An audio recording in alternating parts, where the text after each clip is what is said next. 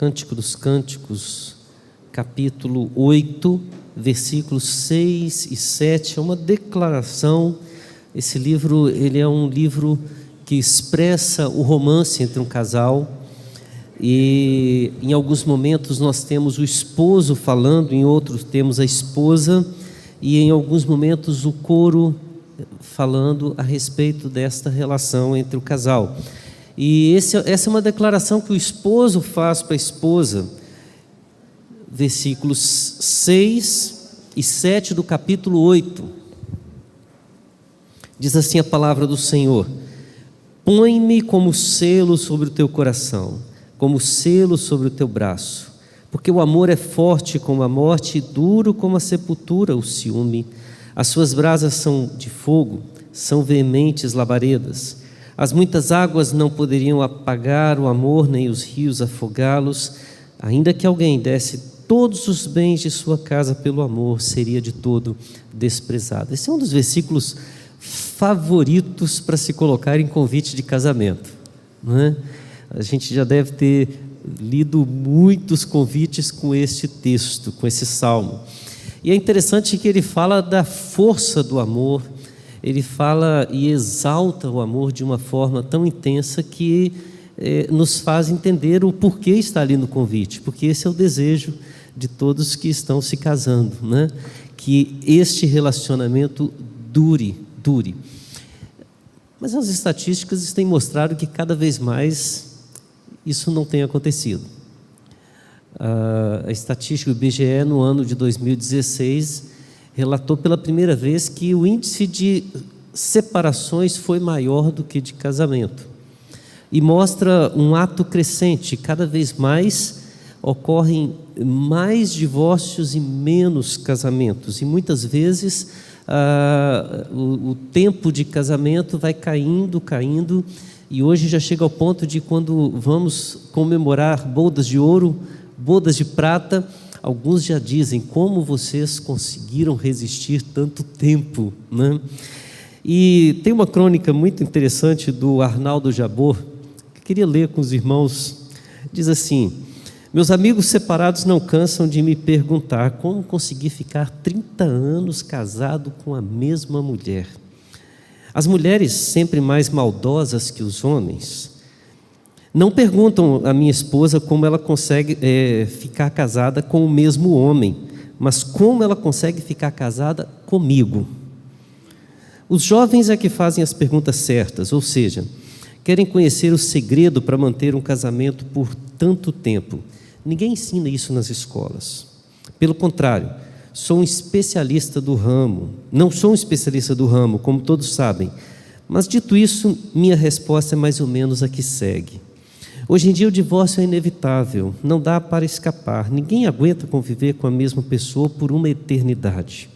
Eu, na realidade, já estou no meu 3º casamento. A única diferença é que casei 3 vezes com a mesma mulher. Minha esposa, se não me engano, está em seu 5º, porque ela pensou em pegar as malas mais vezes do que eu. O segredo do casamento não é a harmonia eterna. Depois dos inevitáveis arranca-rabos, a solução é ponderar, se acalmar e partir de novo com a mesma mulher. O segredo, no fundo, é renovar o casamento e não procurar um casamento novo. Isso exige alguns cuidados e preocupações que são esquecidos no dia a dia do casal. De tempos em tempos, é preciso renovar a relação. De tempos em tempos, é preciso voltar a namorar, voltar a cortejar, seduzir e ser seduzido. Há quanto tempo vocês não saem para dançar? Há quanto tempo você não tenta conquistá-la ou conquistá-lo, como se seu par fosse um pretendente em potencial? Há quanto tempo não fazem uma lua de mel sem os filhos eternamente brigando para ter a sua irrestrita atenção? Sem falar dos inúmeros quilos que se acrescentam a você depois do casamento. Mulher e marido que se separam perdem 10 quilos em um único mês. Por que vocês não podem conseguir o mesmo? Faça de conta que você está de caso novo. Se fosse um casamento novo, você certamente passaria a frequentar lugares novos e desconhecidos, Mudaria de casa ou apartamento, trocaria seu guarda-roupa ou discos, ou corte de cabelo, a maquiagem. Mas tudo isso pode ser feito sem que você se separe de seu cônjuge. Vamos ser honestos. Ninguém aguenta a mesma mulher ou o mesmo marido por 30 anos com a mesma roupa, o mesmo batom, com os mesmos amigos, com as mesmas piadas. Muitas vezes não é a sua esposa que está ficando chata e mofada, é você. São seus próprios móveis com a mesma desbotada decoração. Se você se divorciasse, certamente trocaria tudo, que é justamente um dos prazeres da separação. Quem se separa se encanta com a nova vida, com a nova casa, o novo bairro, um novo circuito de amigos. Não é preciso um divórcio litigioso para ter tudo isso.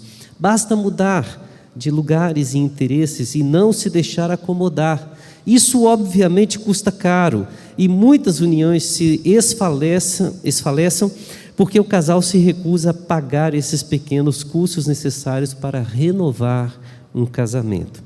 Mas se você se separar, sua nova esposa vai querer novos filhos, novos móveis, novas roupas, e você ainda terá a pensão dos filhos do casamento anterior. Não existe essa tal estabilidade do casamento, nem ela deveria ser almejada. O mundo muda e você também, seu marido, sua esposa, seu bairro, seus amigos. A melhor estratégia para salvar um casamento não é manter uma relação estável, mas saber mudar junto. Todo cônjuge precisa evoluir, estudar, aprimorar-se, interessar-se por coisas que jamais teria pensado em fazer no início do casamento. Você faz isso constantemente no trabalho. Por que não faz isso na própria família? É o que seus filhos fazem desde que vieram ao mundo. Portanto, descubra a nova mulher ou o novo homem que vive ao seu lado, em vez de sair por aí tentando descobrir um novo interessante par. Tenho certeza que seus filhos os respeitarão pela decisão de se manterem juntos e aprenderão a importante lição de como crescer e evoluir unidos, apesar das desavenças. Brigas e arranca-rabos sempre ocorrerão, por isso de vez em quando é necessário se casar de novo, mas tente fazê-lo sempre com o mesmo par. Achei muito interessante essa palavra do Arnaldo Jabor, principalmente sabendo que ele não segue princípios bíblicos, mas é interessante pensar o quanto de verdade bíblica está expressa nessas palavras que ele revelou.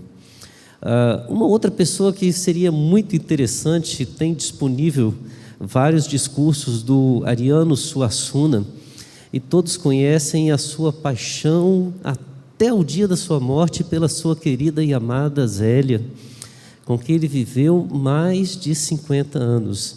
E em um dos seus discursos ele dá o segredo do qual a paixão era tão intensa, ao quase que em lágrimas falar do dia mais importante da sua vida, que ele diz que foi o dia de Reis de 6 de janeiro de 1948, quando ele pediu a sua esposa em casamento. E ele termina essa palestra dizendo: pedi após um pequeno tempo desde que começamos a namorar, e ainda namoramos apaixonadamente até hoje. Qual é o segredo? É claro que nós vivemos tempos em que esses relatos, eles parecem se viver até um sonho para nós. Mas a Bíblia, ela nos mostra algumas atitudes muito importantes se queremos entender o que é ter um casamento constantemente renovado. E algumas palavras ou algumas atitudes, elas têm sumido da nossa vida conjugal e por isso têm trazido sérias e severas consequências. E eu queria pensar em 4 atitudes que precisam ser trazidas de novo para a vida conjugal, se queremos realmente pensar em termos o nosso casamento constantemente renovado. A primeira atitude que nós precisamos tomar é entender o significado da palavra amor. Amor tem perdido o sentido no nosso tempo. Tem deixado de ser o que é para se tornar mais um tipo de sentimento. Perdeu-se o amor. Muitas vezes se fala que se perdeu o amor porque parou de sentir a paixão, parou de sentir a atração, parou de ter aquele sentimento. Mas uma das definições essenciais da palavra amor é que o amor não trata-se de um sentimento. Amor é uma decisão que se toma. John Haggai tem um livro chamado Seja um Líder de Verdade. Ele é o fundador de um ministério de formação de lideranças chamado Instituto Haggai, que tem seu nome, e eu creio que ele foi quem inspirou no livro O Monge e o Executivo a mesma visão de James Hunter, quando ele vai falar sobre amor não como um sentimento que tem como oposição o ódio. John Haggai vai dizer que o amor é uma decisão que se toma, uma atitude em prol do outro. E como exemplo ele vai citar a própria palavra, o próprio pai e a mãe, que não precisam sentir nada para amar seus filhos. Eles simplesmente decidem e fazem todas as coisas em prol do outro. A prova maior do amor, a Bíblia diz, está em Deus, quando fala assim: Deus prova o seu próprio amor pelo fato de ter morrido por nós, sendo nós ainda pecadores. Em nada a Bíblia fala que Deus sentiu algo por nós como se fosse fruto do amor. Aliás, Ele é o amor, e a ação dele de vir e dar a sua vida por nós é o que prova o amor. João vai dizer que Deus amou o mundo de tal maneira que fez, agiu, tomou uma atitude. Ele decidiu vir ao nosso encontro. Ele não esperou que nós o agradássemos. Ele tomou a ação. Deus deu o seu próprio Filho por nós. Amor é uma decisão que se toma em relação ao próximo. Amor é uma atitude que nós tomamos. Quantas vezes no nosso casamento a gente está querendo saber se existe ou não existe o amor e está faltando decidir pelo amor? Quantas coisas mudariam se ao invés de reclamássemos, ao invés de ficarmos reclamando do outro, nós simplesmente tomássemos a decisão de ir ao encontro do outro, nós tomássemos a decisão de mostrar o nosso amor para com o outro através do que sentimos. Tem uma música, foi famosa, eu ia dizer uma música bem jovem, mas quando eu falar o nome do cantor, um monte de gente vai perceber que não é nada jovem. O cantor é o Gerry Adriani. Olha só, alguns já perceberam. Ele faz uma reclamação bonita na música. Ele diz assim: a gente já não fala mais de amor, a gente já não liga mais para nada. Você não sabe mais da minha noite, se chego cedo ou de madrugada. Seu corpo já não quer saber do meu, você não sabe mais dos meus problemas, não me deixa resolver os seus. Não deixe tudo se acabar assim. Eu sei que ainda existe amor, não vale a pena. Tente entender, a vida não tem graça sem você. Bonito. Mas repararam como que ele está jogando o peso para o outro? Olha só. A gente já não fala mais de amor, certo? A gente já não liga mais para nada, certo? É você que não sabe mais da minha noite. Por que eu não tenho que dizer como é a minha noite? Olha só, você não quer saber se eu chego cedo ou de madrugada, então por que eu não chego cedo? O seu corpo já não quer saber do meu, então por que o meu não tenta reconquistá-lo? Porque muitas vezes, quando falamos de amor, nós queremos ver as atitudes do outro e não tomar as nossas atitudes, não fazer o que devemos fazer. O contrário do amor é exatamente o nome da música do Gerry Adriani, é a indiferença. Quando não se ama, não se importa. Quando não se ama, já não tem mais nenhum valor. Quando se perde o amor, já aconteceu o divórcio. Mas o amor, ele é uma atitude que se toma acima de qualquer sentimento. É uma atitude que se toma na paixão, mas se toma no ódio. Precisamos redescobrir isso. E ao invés de definir se o outro ama, nós precisamos agir mostrando o nosso amor. A segunda atitude que eu queria que a gente pensasse para a renovação do nosso casamento tem tudo a ver com os tempos em que vivemos. Diria a confissão do pertencimento. No livro de Cânticos, o livro de Cantares, se você olhar o capítulo 2, versículo 16, tem uma expressão que diz assim: eu sou do meu amado e o meu amado é meu. Quem conhece o ministério Casados para Sempre e vários ministérios de casais, encontros de casais, é muito comum na apresentação você já afirmar assim, né? Queria que a Cíntia estivesse aqui para dizer: eu sou o Homer da Cíntia, e ela vai dizer: eu sou a Cíntia do Homer. E é muito bonita essa frase. O problema é quando isso tem que sair daí. E a gente tem que olhar para nós mesmos em um tempo que exalta tanto o individualismo, que exalta tanto o nosso posicionamento pessoal, tempos em que a palavra casal não é mais 1 mais 1 igual a 1, mas um aqui, outro ali, e quando nos interessa, temos atitudes afins. Aí é difícil entender que eu sou de alguém. Quando falamos da confissão de pertencimento, nós estamos, de certa forma, declarando e confessando que estamos dispostos a nos anularmos para que o outro possa ter uma autoridade sobre nós. Pertencemos um ao outro. É difícil, né? Nos dias de hoje a gente quer ter autonomia. Mas um relacionamento, ele precisa desse sentimento de dependência. Aliás, ouvi uma vez num casamento uma frase, o pastor pregou e já tenho ouvido outras vezes, mas uma definição maravilhosa do que significa a união.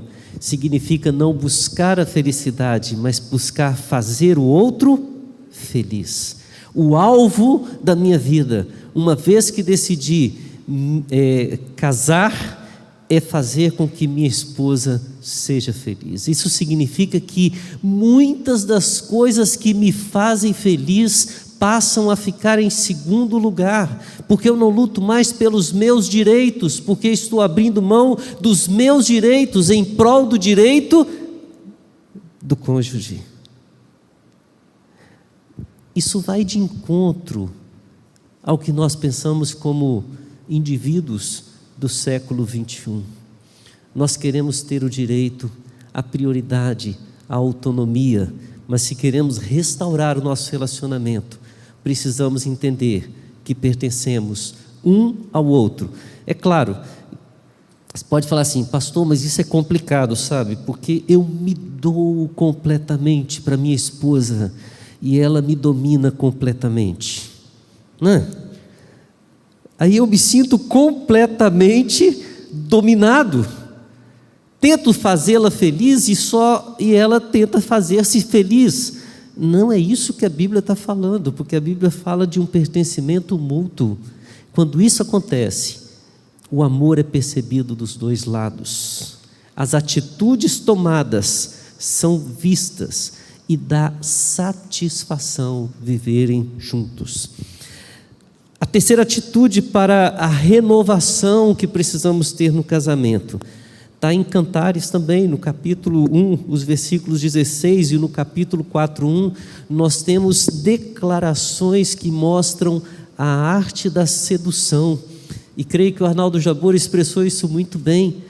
O tempo passa e nós vamos deixando de lado aquela coisa gostosa que tem às vezes na adolescência ou no início do namoro, aquela coisa de querer seduzir, aquela coisa de criar poemas, aquela coisa de levar flores.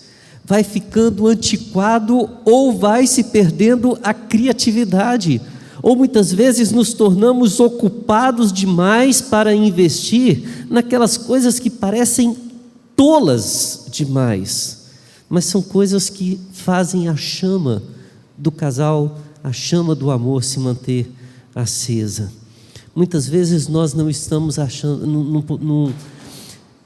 nós não estamos encontrando aquela fórmula de reconquistar o amor, o carinho, ou mesmo a paixão vivenciada no casamento.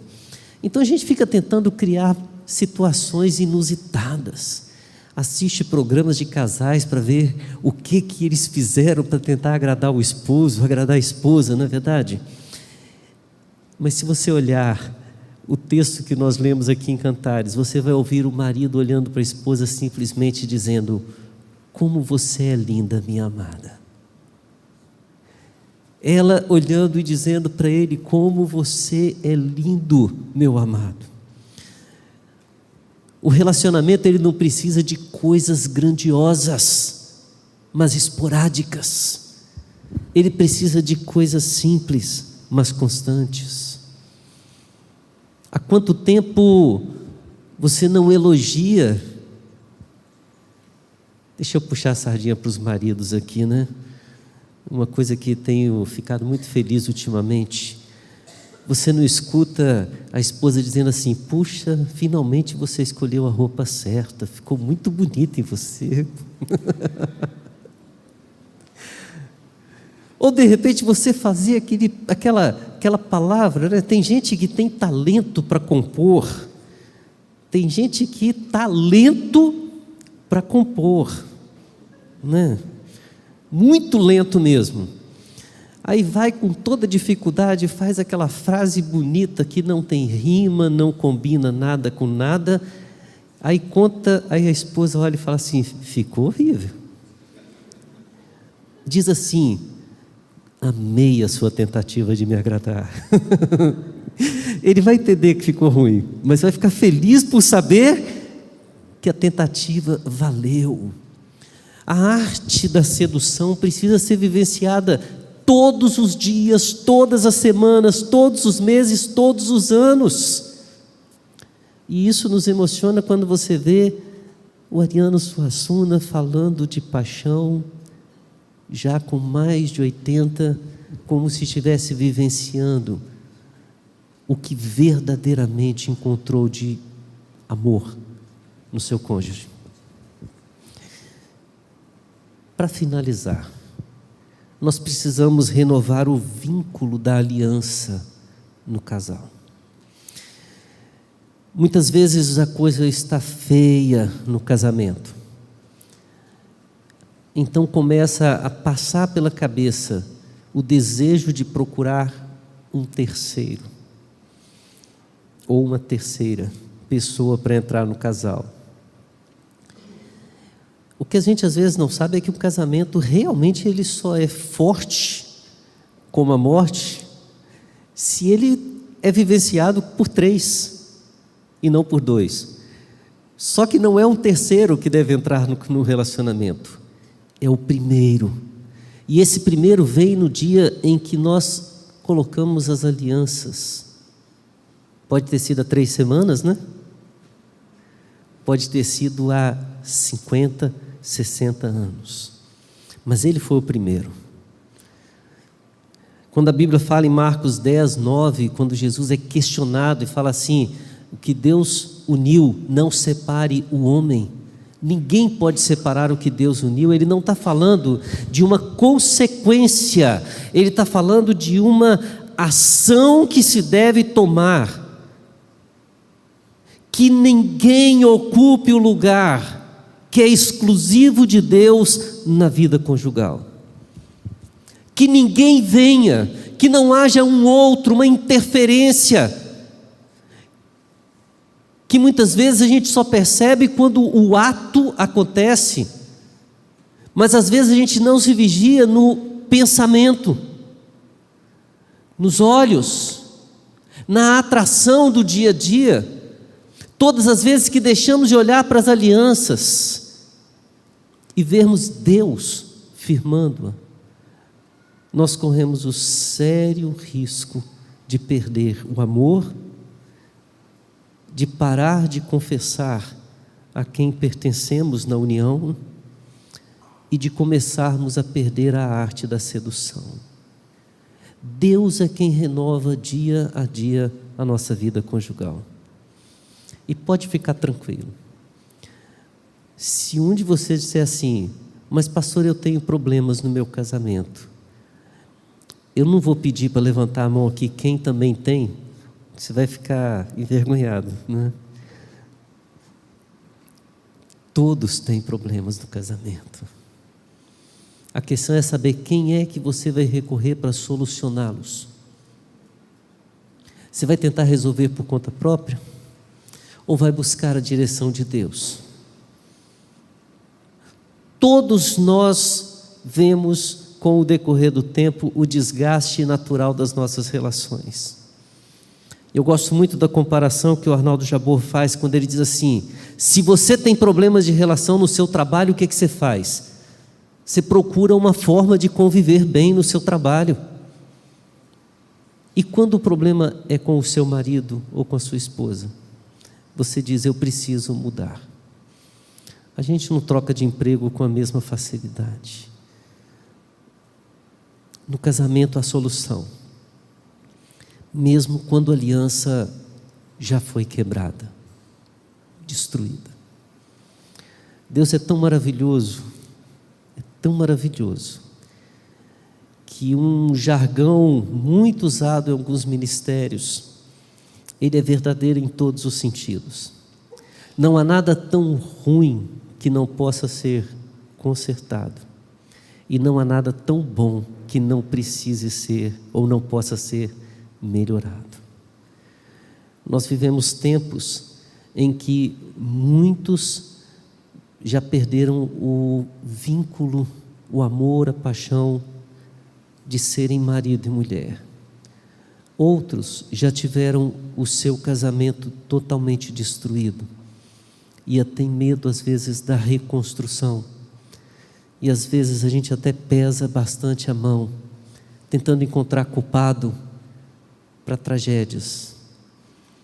Mas o Senhor, Ele fala, independente de qualquer coisa, Ele pode renovar a sua vida. Ele pode renovar o seu casamento, ainda que esteja às portas do divórcio. Ele pode renovar o seu casamento, ainda que tenha sido destruído. Mas Ele pode, acima de tudo, renovar a sua vida, ainda que o caminho pareça impossível de ser reconstruído.